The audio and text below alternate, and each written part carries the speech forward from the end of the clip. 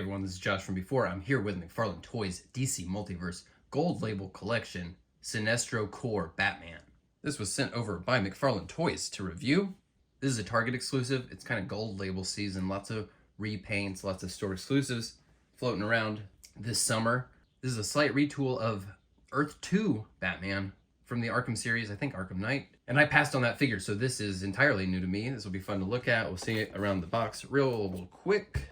Pretty cool artwork on the back. It's a Target exclusive, so that's only going to be so helpful. Let's get them out. All right, let's take a look at them. So personally, I don't have a huge need for a lot of Lantern adjacent figures as far as my collection goes. This is a pretty cool, sharp looking dude. The yellow really pops. Normally, I don't like it when they have paint apps that have kind of unmotivated, unsculpted edges. I like there to be a bit of a more deliberate break. This is, I think, more effective than, for example, the Kyle Rayner Lantern. I think something about this texture pattern, this fabric texture pattern on here, gives it a little bit more definition there. Very much so in the yellow band around the arm. I like the little emblems on here. I really like his proportions. I wouldn't mind seeing just a more traditional Batman with this body buck. This amount of stockiness, I think, would make for great contrast between other members of the Bat family. Speaking of contrast, the body here has got a really nice matte look to it, but then the cowl and the cape are more glossy, and I feel like doesn't make for a great segue here. It feels a little abrupt, out of place. The cape is just tremendous. Wonderful sculpt, leathery grain texture throughout. The way that it comes out from underneath this cowl here, very cool looking. This head looks familiar. Have we seen this head before outside of the Earth 2 one? I can't quite place it. Really appreciate how they put the yellow on the butterfly spacers there. It's a little difficult to get, you know, the arms lined up just perfectly with the pecs there, but it does help. It's a pretty good movement there at the arms, but this cape does come over the shoulders in a way that's going to inhibit full range of motion.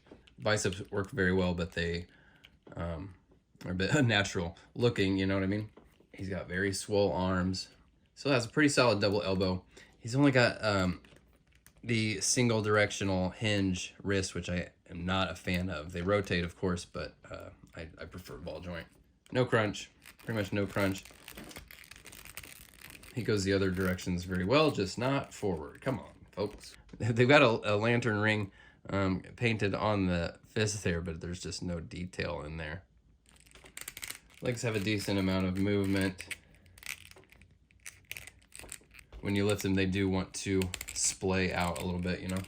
Really love the fabric wrinkles plus the texture on top. That just always looks so great.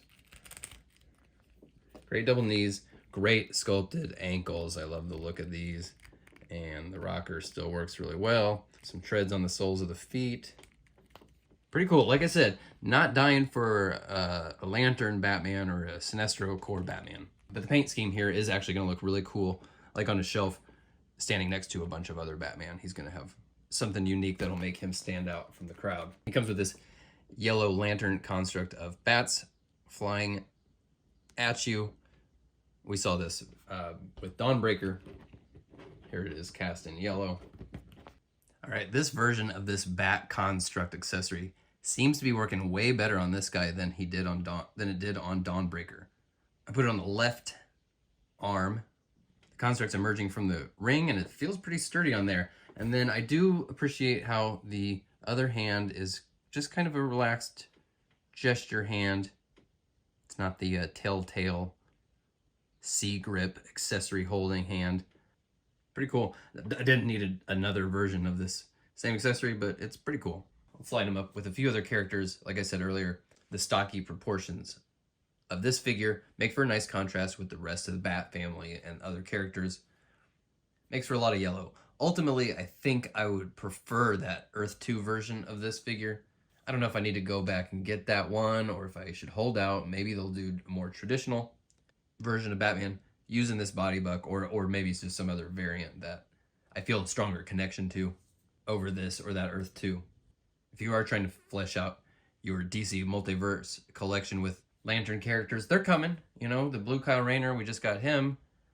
I imagine we'll see the Atrocitus and Batrocitus bodies used again, different colors, different characters.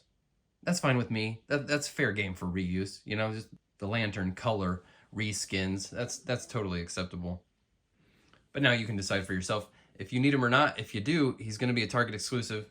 Gold Label collection. Thanks again to McFarlane Toys for sending this over for review. I will talk to you all very soon. Peace out.